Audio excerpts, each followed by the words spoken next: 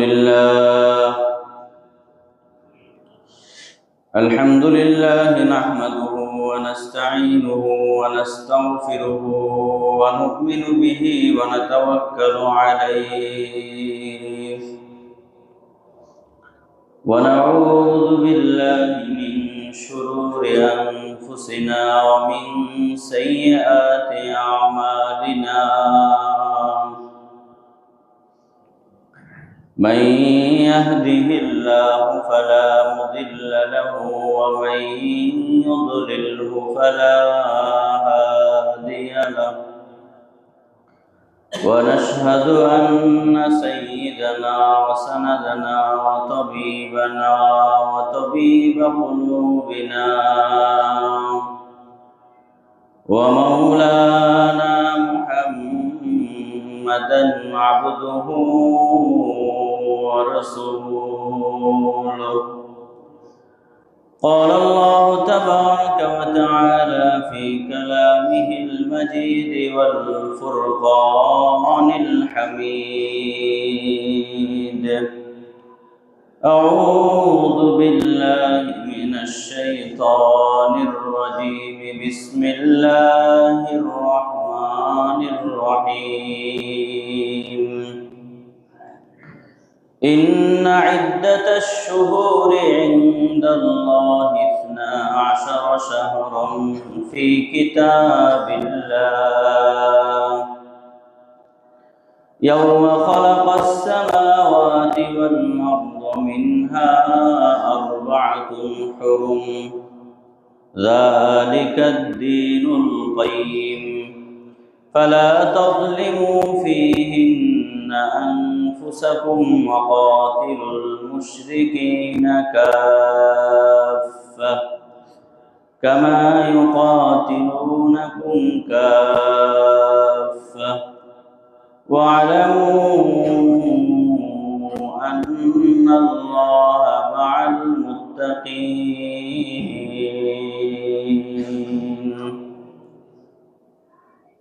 وقد كان النبي صلى الله عليه وسلم إذا دخل رجب فقال: اللهم بارك لنا في رجب وشعبان وبلغنا رمضان. اللهم بارك لنا في رجب وشعبان وبلغنا رمضان. وعن سيدنا أبي بكر رضي الله عنه قال: قال رسول الله صلى الله عليه وسلم: الزمان قد استدار كهيئته يوم خلق السماوات والأرض. السنة 12 شهرا منها 4 حرم 3 متواليات شوال وذو القعدة وذو الحجة ورجب، أو كما قال النبي صلى الله عليه وسلم. रुखसार से बरका का जरा पर्दा उठा दो, लिल्लाही मुझे हुस्न खुदा, लिल्लाही मुझे हुस्न खुदा दाद दिखा दो।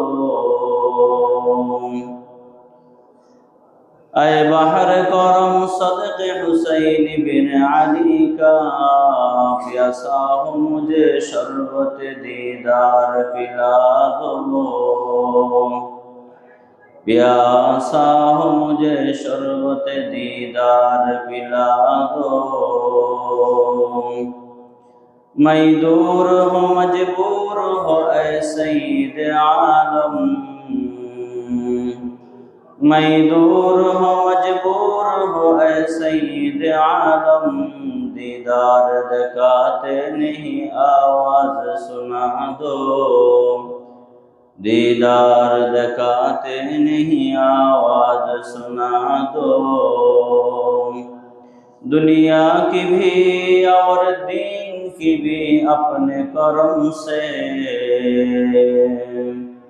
दुनिया की भी और दीन की भी अपने करम से, बिगड़ी हुई बातों को मेरी आज बना दो। मोहब्बतेर साथे सबाई एकटु जिकिर करें ला इलाहा इल्लाल्लाह, ला इलाहा इल्लाल्लाह, ला इलाहा इल्लाल्लाह, ला इलाहा इल्लाल्लाह, ला इलाहा इल्लाल्लाह।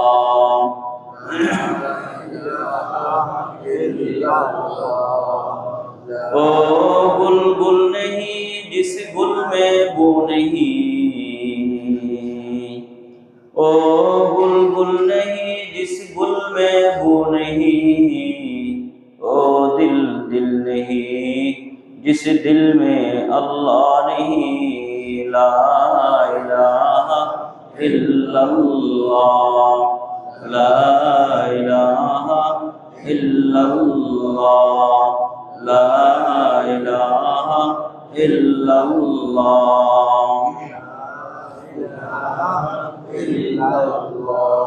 इश्क जब तक खाम है दीवानगी की जोश है,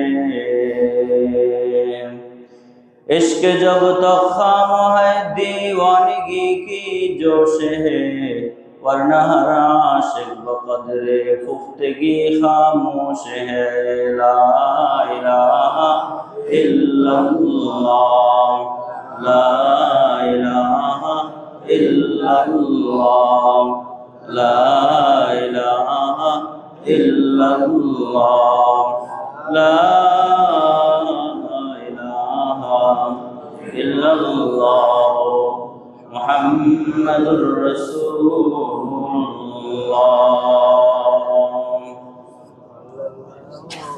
মহান আল্লাহ জাল্লা শানুহু আম্মা নওয়ালুহু এর আযীম শান দরবারে শুকর আদায় করছি, যে মাওলায়ে কারীম আমাদের সবাইকে ভালো রেখে সুস্থ রেখে নিরাপদে রেখে তিনার পবিত্র ঘর জুমার মসজিদে আসবার বসবার তৌফিক দান করেছেন।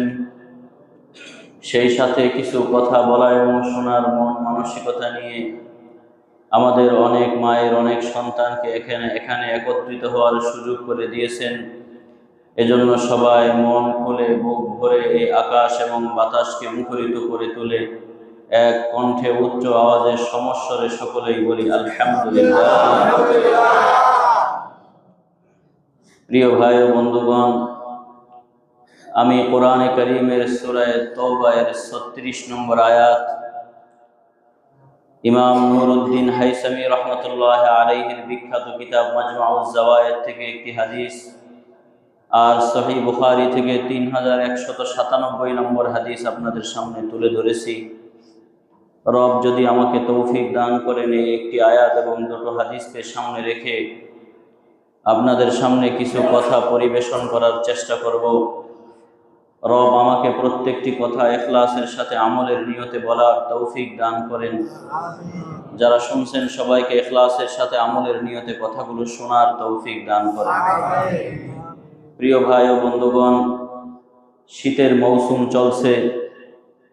আমরা যারা ঢাকায় বাস করি, যদিও এখনো পর্যন্ত এমনভাবে শীতের ছোঁয়া আমরা তেমন একটা পাই নাই, তবে 2-3 দিন ধরে মনে হচ্ছে যে শীত নামক একটা জিনিস আছে। ঠিক কিনা বলেন? শীতের ছোঁয়া আমাদের গায়েও লাগছে, আর আমার মনে হয় এটা লাগার দরকারও আছে। অন্যথায় তো এরকম 2-4 বছর চলতে থাকলে মানুষ ভুলেই যাবে যে শীতের একটা মৌসুম আবার আছে। ঢাকাতে এরকম অনেক প্রতিষ্ঠান আছে যেখানে দেখেছি আমি গ্রামে গঞ্জে থাকাই যায় না শীতের জ্বালায়। আর ঢাকাতে মাদ্রাসার কিছু মাদ্রাসার ছাত্ররা ভোর রাত্রে ফ্যান ছেড়ে তারপরে ঘুমায়। তো আলহামদুলিল্লাহ, অন্য যে কোনো জায়গার তুলনায় ঢাকার মানুষ এই শীতের ছোঁয়া থেকে কিছুটাও ভালো আছে। যদিও অন্যান্য রাষ্ট্রের তুলনায় পুরো বাংলাদেশের মানুষই শীতের মৌসুমে কিছুটা হলেও নিরাপদে থাকে, ভালো থাকে, সুখ স্বাচ্ছন্দ্যে থাকে। ঠিক কিনা বলে? অনেক রাষ্ট্রে তো শীতের কারণে বরফ জমে যায়, বের হওয়া যায় না। হাজার হাজার মানুষ এই প্রচণ্ড শীতের কারণে এরা মৃত্যুবরণ করে। আল্লাহ সেই জায়গা থেকে আমাদেরকে ভালো রেখেছেন। দোস্ত, বলতেছিলাম, কোরআনে কারীমের একটি আয়াত আপনাদের সামনে তেলাওয়াত করেছি। আপনারা ইতিমধ্যেই জেনেছেন অথবা আজকে জানবেন, আলহামদুলিল্লাহ আমরা সবাই বর্তমানে আরবি বর্ষপঞ্জিকার আরবি বর্ষ পরিক্রমার 7ম মাস রজব মাসে রয়েছে। আলহামদুলিল্লাহ, রজব মাস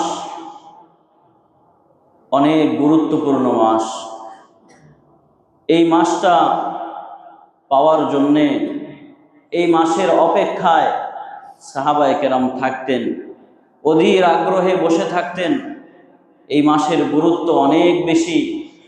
এজন্য আজকে আলোচ্য বিষয় নির্ধারণ করেছি রজব মাসের করণীয়, বর্জনীয় এবং মাহাত্ম্য নিয়ে আপনাদের সামনে কথা বলবো। প্রিয় ভাইয়েরা, প্রথমে আমরা রজব শব্দের অর্থ জানব। রজব অর্থ হলো সম্মান, সম্মান করা। আল্লামা ইবনে ফারিস রাহমাতুল্লাহ আলাইহি তার বিখ্যাত কিতাব মাকাইসুল লুগার মধ্যে বলেন, এই রজব মাসকে রজব মাস এই জন্য বলা হয় কারণ জাহিলিয়াতের যুগে মানুষ রজব মাসকে অনেক সম্মান করত। শুধু জাহিলিয়াতের যুগে মানুষ রজব মাসকে সম্মান করেছে তা নয়, বরং এই রজব মাসটাকেও মহান আল্লাহ তাআলা নিজেও সম্মান দান করেছেন। আল্লাহ তাআলার কাছেও এই রজব মাস অনেক দামি, অনেক সম্মানিত। আবার রজব মাসকে রজব ও মুদর বলা হয়। হাদিসের ভাষায়, কিতাবের ভাষায় রজব ও মুদর, তার মানে হলো মুদর গোত্রের রজব, অর্থাৎ একটা গোত্রের দিকে এই মাসটার নিসবত করা হয়, সম্বোধন করা হয়। এর কারণ কি? এর কারণ হচ্ছে অন্যান্য যেই কোনো গোত্রের মানুষের তুলনায় এই মুদর গোত্রের মানুষ রজব মাসটাকে বেশি সম্মান করত, বেশি মর্যাদা দিত।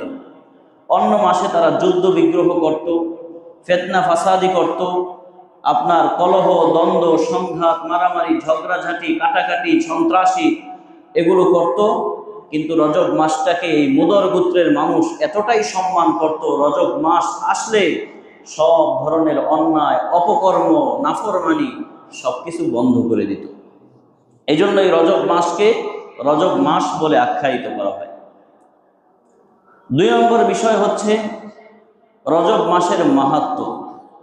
খুব ভালো করে কথাগুলো বোঝার চেষ্টা করেন। কোরআনে কারীমের সূরা তাওবা আয়াত 36 আল্লাহ তাআলা বলছেন, বিসমিল্লাহির রহমানির রহিম, ইন্না ইদ্দাতাশ শুহুরি ইনদাল্লাহি 12 শাহরান ফি কিতাবিল্লাহ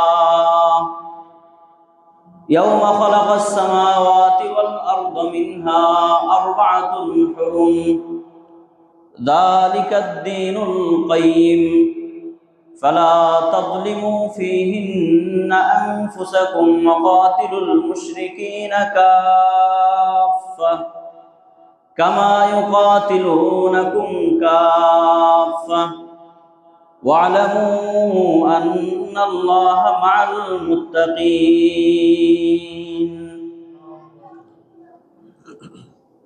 মাওলানা কারীম আয়াতের মধ্যে বলেন, রব যেদিন আসমান জমিন সৃষ্টি করেছেন, আসমান জমিন সৃষ্টির পর থেকে এই পর্যন্ত যেদিন সৃষ্টি করেছেন সেদিন যেমন আল্লাহ তাআলার গণনায় মাস ছিল 12টা, ঠিক তেমনি ভাবে এখনো পর্যন্ত মাস আছে কয়টা? 12টা। এই 12 মাসের মধ্যে আল্লাহ তাআলা বলেন মিনহা আরবাআতুন হুরুম, এই 12 মাসের মধ্যে 4টা মাস অনেক দামি, অনেক দামি, অনেক সম্মানিত, অনেক মূল্যবান। এই মাসগুলোর মধ্য হতে 4টা মাস অনেক দামি, অনেক সম্মানিত, অনেক মর্যাদার অধিকারী এই 4 মাস। পুরো কোরআনে কারীম ঘাটলে, পুরো কোরআনে কারীম অনুসন্ধান করলে এই 4 মাসের নাম পাওয়া যায় না। দোস্ত, এখান থেকে একটা বিষয় আপনাদের সামনে পরিষ্কার করতে চাই, সেটা হলো অনেক সময় কোরআন দিয়ে বোঝা যায় না। কোরআনের মধ্যে রব কি বলেছেন এটা সরাসরি কোরআন ঘাটলে পাওয়া যায় না। এজন্য কোরআনের ব্যাখ্যা গ্রন্থ হিসেবে হাদিসের আশ্রয় নিতে হয়। আমার নবী, আপনার নবী, মহানবী, বিশ্ব নবী, রহমতে আলম নবী কি বলেছেন সেটা দেখতে হয়। আল্লাহর নবী বিশ্ব নবী মুহাম্মদ সাল্লাল্লাহু আলাইহি ওয়াসাল্লাম এই 4 মাস কোন কোন মাস সেটা সুস্পষ্ট ভাষায় বুখারীর 3197 নম্বর হাদিসের মধ্যে ব্যাখ্যা করে দিয়েছেন। রাসূল বলেন, আজ-জামানু ক্বাদ ইস্তাদারা কাহাইয়াতিহি, জামানা সময় ঘুরতে থাকে যেদিন থেকে আল্লাহ তাআলা এই পৃথিবী আসমান জমিন সৃষ্টি করেছেন সেদিন থেকেই। রাতের পরে দিন আসে, দিনের পরে রাত আসে, মাসের পরে আরেক মাস আসে, এক সপ্তাহ গড়িয়ে আরেক সপ্তাহ আসে, এক বছর পার হয়ে আরেক বছর আসে। এইভাবে ঘুরতে থাকে, বছর পার হতে থাকে। আমরা 2008 পার করেছি, 9 পার করেছি, 10 পার করেছি, এখন আছি 2025-এ, ঠিক কিনা বলেন? এই 2025 সময়ের পরিবর্তনে পার হয়ে যাবে। তবে এইভাবে যত সময় পার হবে, যত সময় অতিক্রান্ত হবে, কিন্তু আল্লাহ তাআলা যেই 12টা মাস সৃষ্টি করেছেন এর মধ্যে কোনো রদবদল হবে না। এরপরে বিশ্বনবী বলেন, এই 12 মাসের মধ্যে 4টা মাস অনেক সম্মানিত, অনেক দামি। 1 নম্বর মাস হলো মুহররম মাস, 2 নম্বর যুলকাদা, 3 নম্বর যুলহিজ্জা, 4 নম্বর হলো রজব মাস। সুবহানাল্লাহ। এই 4টা মাস আল্লাহ তাআলার কাছে অনেক দামি, অনেক সম্মানিত। তবে এই 12 মাসের মধ্যে সবচেয়ে দামি মাসের নাম হলো রমাদান মাস। কোন মাস? রমজান মাস। সামনেই আসতেছে রমজান মাস। এই রমজান মাস সবচেয়ে দামি, সবচেয়ে সম্মানিত। আর এই বাকি 4টা মাস দামি হয়েছে কেন জানেন নাকি? রমজানের কারণে এই 4 মাস দামি হয়ে গেছে। রমজানের কারণে এই 4 মাস দামি, কারণ এই 4 মাস রমজানের পিছনেই আছে, রমজানের আগেই আছে। এজন্য এই 4 মাস রমজানের ছোঁয়া পাওয়ার কারণে, রমজানের সংস্পর্শ পাওয়ার কারণে, রমজানের সুহবত পাওয়ার কারণে দামি হয়ে গেছে। আমার ভাইয়ের, আমার বন্ধুরা, তাহলে বিশ্বনবী মুহাম্মদ সাল্লাল্লাহু আলাইহি ওয়াসাল্লাম বললেন মাস হলো 12টা। মুহররম, সফর, রবিউল আউয়াল, রবিউল সানি, জুমাদাল উলা, জুমাদাল উখরা, রজব, শাবান, শাওয়াল, যিলকাদা, যিলহিজ্জা। এই যে 12টা মাস, একজন মুমিন মুসলমান হিসেবে আমার ইংরেজি মাসের নাম জানা আছে, বাংলা মাসের নাম জানা আছে, কিন্তু দুর্ভাগ্যজনক হলেও সত্য, আমাদের অনেক মুসলমানের আরবি মাসগুলো জানা নাই, ঠিক কিনা বলেন? আপনাদের মধ্যে অনেকেই আছেন। অথচ উচিত কি ছিল এই আরবি মাসগুলো জানা। এটার সাথে হিজরি বর্ষের সম্পর্ক, এটার সাথে আমাদের রসুলের সম্পর্ক, এটার সাথে রসুলের কথার সম্পর্ক, এটার সাথে কোরআনের সম্পর্ক। আমি এটাই জানলাম না, এটাই আমার স্মৃতিপটে নাই, এটাই আমি মুখস্থ করতে পারি নাই। বড় দুর্ভাগ্য আমাদের। আরবির সাথে আমাদের যোগসূত্রতা কম। অথচ নবী আলাইহিস সালাম বলেন, আহিব্বুল আরব লিসালাস, ও মুসলমান, আরবদেরকে ভালোবাসো 3 কারণে। কয় কারণে? 3 কারণে। আল্লাহর নবী বলেন, লিআন্নী আরবিয়ুন, কারণ আমি নিজে আরবি ভাষায় কথা বলেছি, আমি নিজে আরবি ভাষায় কথা বলি। রাসূল কোন ভাষায় কথা বলতেন? আরবি ভাষায়। ওয়ালুগাতু আহলিল জান্নাহ আল আরাবিয়্যা, আর জান্নাতবাসীদের ভাষা হবে আরবি। যখন আমরা সবাই জান্নাতে যাব তখন আল্লাহ তাআলার সাথে আমাদের এই যে কথোপকথন হবে, অথবা এক জান্নাতবাসী আরেক জান্নাতবাসীর সাথে কথা বলবে কোন ভাষায়? আরবি ভাষায়। আর রাসূল বলেন, আর ওয়ালুগাতুল কুরআন আল আরাবিয়্যা, কোরআনের ভাষা এটাও আরবি। এজন্য এই 3 কারণে আরবি ভাষায় কথা বলো। আমাদের আকাবিরদের মধ্যে এরকম অনেক আলেম ছিলেন, তারা মৃত্যুর আগে যখন বেশি কথা বলা, যত বেশি কথা বলবেন তত ভুল হবে, যত বেশি কথা বলবেন তত মিথ্যা কথা হবে। এজন্য কথা কম বলা এটা একজন মুমিনের চারিত্রিক বৈশিষ্ট্য হওয়া দরকার। কবি শেখ সাদি রহমতুল্লাহ আলাইহি বলেছেন, গর খবর দা রিজে হাইল লা ইয়ামুত, গর খবর দা রিজে হাইল লা ইয়ামুত, বরদিহানে খতবুত খুতবনে মোহরে সুকুত। মানুষ যদি জানতো চুপ থাকার কি লাভ, চুপ থাকলে কি ফায়দা হয়, তাহলে মানুষ তার মুখের উপরে চুপ থাকার সিল মোহর মেরে দিত। আমরা কত কথা বলি, অনর্থক কথা, অপ্রয়োজনীয় কথা, ফালতু কথা আমাদের থেকে কত বেশি বের হয় দোস্ত। এজন্য কথা কম বলার অভ্যাস করা। ওই আকাবিররা কি করতেন, ওই মৃত্যুর আগ মুহূর্তে আরবিতে কথা বলতেন। যে কেউ আসলে দেখা করার জন্য, যদি তারা প্রতিপক্ষ বা যে আসছে সে যদি আলেম হতো, তার সাথে আরবিতে কথা বলতেন। জিজ্ঞেস করা হতো, কোনোদিন তো এইভাবে আরবিতে কথা বলেন নাই, আজকে কেন আপনি আরবিতে এইভাবে কথা বলছেন? বলে, হ্যাঁ শোনো ভাই, আমি তো আরবি ভাষার উপরে জন্মগ্রহণ করি নাই, আমি তো আরবি ভাষাভাষী নয়, আমার বাড়ি ইন্ডিয়ায়, পাকিস্তানে। অতএব যেহেতু এই এলাকার মানুষ জন্মই গ্রহণ করেছে উর্দু ভাষার উপরে, এখন আরবিতে কথা বলতে হলে আমাকে খুঁজে খুঁজে শব্দ বের করে আনতে হয়, কারণ আরবিতে তো আমি পাণ্ডিত্য অর্জন করি নাই। যেই কোনো একটা আরবি বলতে গেলে ওই আরবিটা আগে আমার মানসপটে জেহেনে আনতে হয়, মুখস্থ করতে হয়, তারপরে আমি বলি, এতে আমার কথা বলা কম হয়।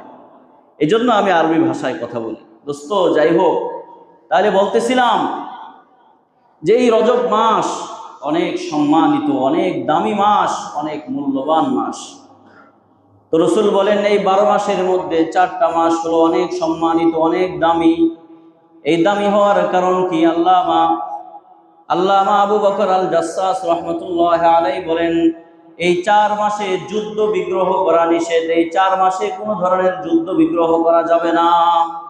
আর এই 4 মাসের আরেকটা ফায়দা আছে, সেটা হলো এই 4 মাসে যদি বনি আদম কোনো নেক কাজ করে, কোনো ভালো কাজ করে, কোনো ইবাদত করে, বন্দিগি করে, আল্লাহ তাআলা ওই বন্দিগিটাকে অনেক বড় করে নিজের কাছে জমা করে রেখে দেয়। বড় করে, আপনি ছোট কাজ করছেন, ছোট ভালো কাজ করছেন, আল্লাহ ওইটাকে বড় করে ফুলায়, আল্লাহ ওইটাকে অনেক বড় করে নিজের কাছে গচ্ছিত রেখে দেয়। আর আরেকটা নেগেটিভ দিক আছে, সেটা হলো এই রজব মাসে কেউ যদি গুনাহ করে, ওই গুনাহটাকেও আল্লাহ তাআলা অনেক বড় করেন, ছোট গুনাহটাও আল্লাহ বড় করে নিজের কাছে রেখে দেয়। কাজেই এই রজব মাসে একদিক থেকে যেমন আমার গুনাহ বর্জন করার প্রতিজ্ঞা গ্রহণ করতে হবে, আরেক দিক থেকে আমার নেক কাজগুলো ধরার, গ্রহণ করার প্রতিজ্ঞাবদ্ধ হতে হবে। ঠিক কিনা বলেন? আমাদের আকাবির বুজুর্গরা এই রজব মাসটাকে কত গুরুত্ব দিতেন, অনেক গুরুত্ব দিতেন। ওলামায়ে কেরাম বলেন, ইমাম আবু বকর আল ওয়াররাক রহমতুল্লাহ আলাইহি বলেন যে আকাশে যখন মেঘ আসে, ওই মেঘ আসার আগে আমরা দুটো চিত্র দেখি। এক নম্বর হলো আমরা দেখি বাতাস, খুব বেশি বাতাস প্রবাহ হচ্ছে, প্রবাহমান বাতাস দেখতে পাই। পৃথিবীর এক দিগন্ত থেকে আরেক দিগন্তে বাতাস বয়ে যায়, ছুটে যায়। আর আরেকটা কাজ হয়, আকাশ মেঘাচ্ছন্ন হয়, আকাশে মেঘমালা জমে যায়। তাহলে 1 নম্বর বাতাস আর 2 নম্বর মেঘমালা, তারপরে বৃষ্টি হয়। আবু বকর আল ওয়াররাক রহমতুল্লাহ আলাইহি বলে যে রজব মাসের দৃষ্টান্ত হলো আকাশের ঘূর্ণায়মান বাতাসের মতো, শাবান মাসের দৃষ্টান্ত হলো আকাশের মেঘমালার মতো, আর রমজান মাসের দৃষ্টান্ত হলো আকাশ থেকে বৃষ্টি নাজিল হওয়ার মতো। তাহলে বোঝা গেল বৃষ্টি নাজিল হওয়ার জন্য এই আগের 2টা শর্ত, স্বাভাবিকভাবে এই 2টা শর্ত। আল্লাহ যদি বৃষ্টি দিতে চান তাহলে তো এগুলোরও দরকার হয় না, কিন্তু আমরা আমাদের এই বাহ্যিক চোখ দিয়ে দেখতে পাই, প্রথমে বাতাস, তারপরে মেঘাচ্ছন্ন আকাশ, তারপরে বৃষ্টি নাজিল হয়। যদি প্রথম 2টা থাকে তাহলে তৃতীয়টা আসে, প্রথম 2টা না থাকলে তৃতীয়টাও আসে না। ঠিক তেমনিভাবে তিনি বুঝাতে চাইলেন, যদি রজব মাসকে কদরদানি করা হয়, রজব মাসকে মূল্যায়ন করা হয়, ইবাদত দিয়ে যদি রজব মাসকে সাজানো হয়, তাহলে আল্লাহ তাআলা তার ভাগ্য রজনীতে এমন রমাদান মাস দান করবেন, যেই রমজান মাসে তার নেক আমলের তৌফিক হবে। দ্বিতীয়ত তিনি বলেন যে রজব মাসের দৃষ্টান্ত হলো এই যে আমরা যে বছর, একটা বছর আমরা পার করি, এই বছরটা হলো একটা গাছের মতো। 2 নম্বর হলো শাবান মাস, রজব মাস আর রমাদান মাস। গাছের মধ্যে 3 জিনিস থাকতে হয়। 1 নম্বর, এই গাছের মধ্যে ফুল ফল হতে হয়। 2 নম্বর, গাছের কিছু ডালপালা হতে হয়। আর 3 নম্বর হলো ওই গাছের ফল পরিপক্ক হওয়ার পরে সেগুলো কেটে আনতে হয়। তো আমাদের আকাবির বুজুর্গরা বলেন যে একটা গাছের মতো হলো এই পুরো বছরটা। 2 নম্বর হলো রজব মাস, এটা হলো গাছে ফুল ফল হওয়ার মতো। আর শাবান মাস হলো গাছে শাখা প্রশাখা হওয়ার মতো, ডালপাল হওয়ার মতো। আর রমাদান মাস হলো ওই গাছ থেকে ফল কেটে আনার মতো। সুবহানাল্লাহ। আর কেমনে বুঝাবো? আবু বকর আল ওয়াররাক আরেকটা মিসাল দিছেন। আমরা যখন খেতে ফসল লাগাই, তাহলে প্রথমত কি করতে হয়? ওই ক্ষেতকে পরিষ্কার করে ওই ক্ষেতের মধ্যে বীজ বপন করতে হয়, বীজ লাগাতে হয়, বীজ রোপণ করতে হয়। 2 নম্বর হলো বীজ লাগালেই হয় না, সেখানে পানি দিতে হয়, পরিচর্যা করতে হয়। আগাছা জন্ম নিলে সেগুলোকে পরিষ্কার পরিচ্ছন্ন করতে হয়। তারপরে গিয়ে এই দীর্ঘ পরিশ্রম পরিক্রমার পরে আমি একটা পর্যায়ে গিয়ে ফসল কেটে আনতে পারবো। হযরত আবু বকর আল ওয়াররাক রাহমাতুল্লাহি আলাইহি বলে, রজব মাসের দৃষ্টান্ত হলো খেতে ফসল লাগানোর মতো, আর শাবান মাসের দৃষ্টান্ত হলো ক্ষেত পরিচর্যা করার মতো, পানি সিঞ্চন করার মতো। আর রমাদান মাসের দৃষ্টান্ত হলো খেতে লাগানো ফসল কেটে ঘরে আনার মতো। এজন্য দোস্ত, এটা হলো আমাদের প্রথম কাজ। এই রজব মাস এটা যে গুরুত্বপূর্ণ, এই গুরুত্ব অনুধাবন করা।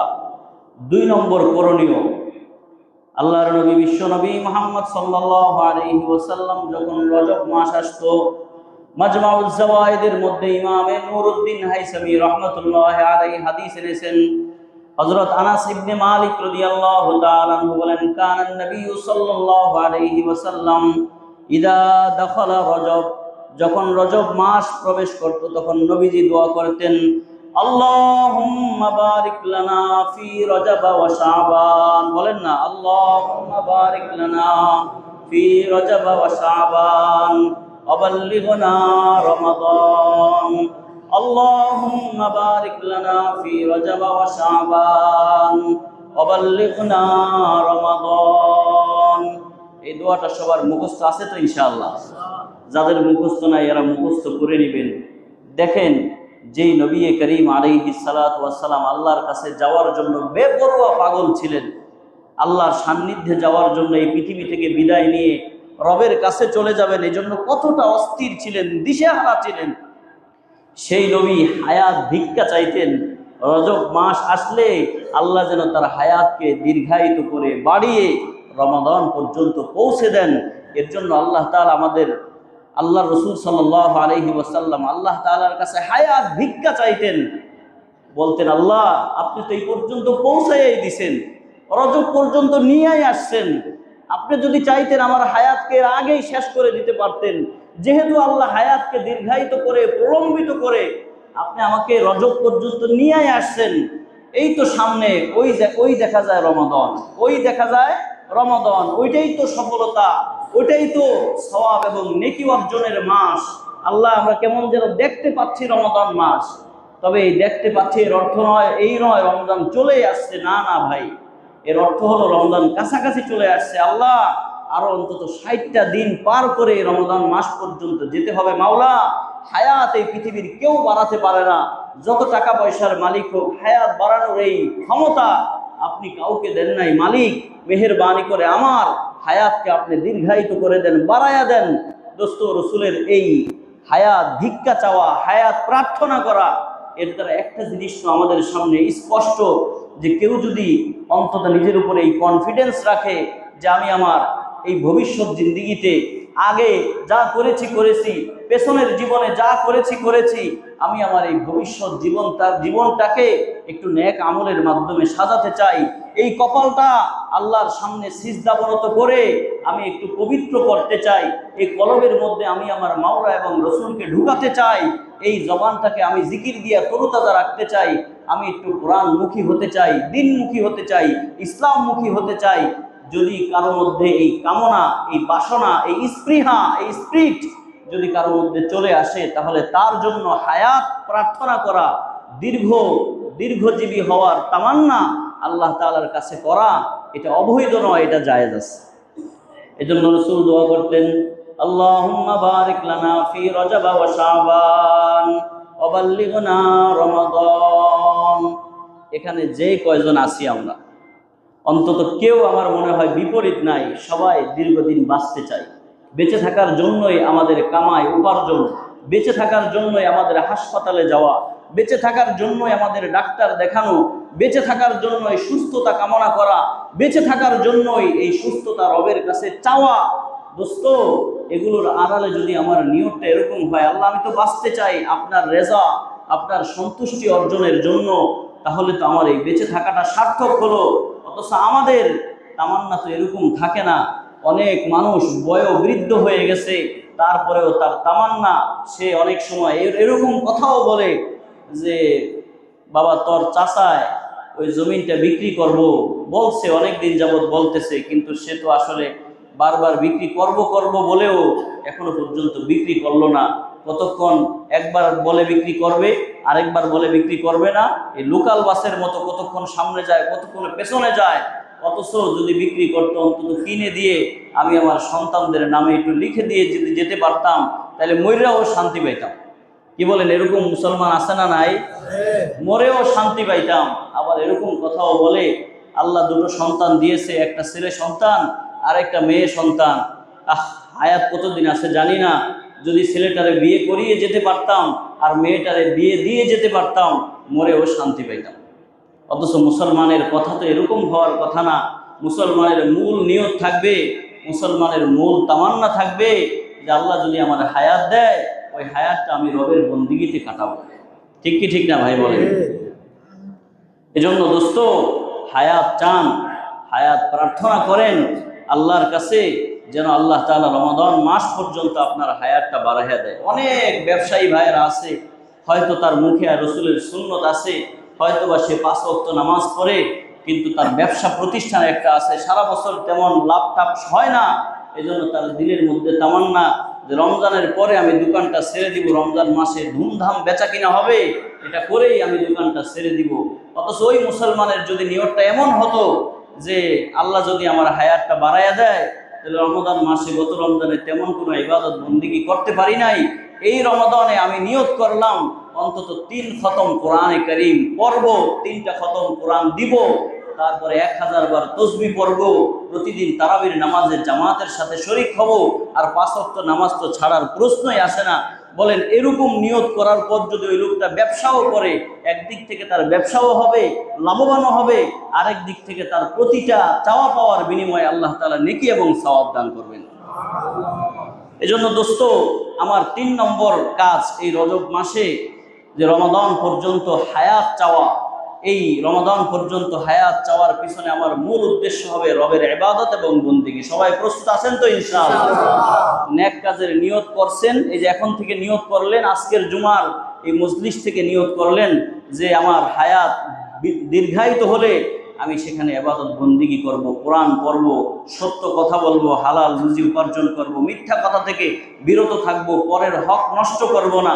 এই জাতীয় নিয়ত যদি আপনি করেন, তাহলে আমার রসুলের হাদিসের ঘোষণা অনুযায়ী ফামান হাম্মা বিহাসানাতিন ফালাম ইয়ামালহা কাতাবাহাল্লাহু লাহু হাসানাতান কামিলা, এই নেক কাজের নিয়ত করলেন তো আপনার আমল নামায় অলরেডি সওয়াব লিখে দেওয়া হয়ে গেছে। সুবহানাল্লাহ।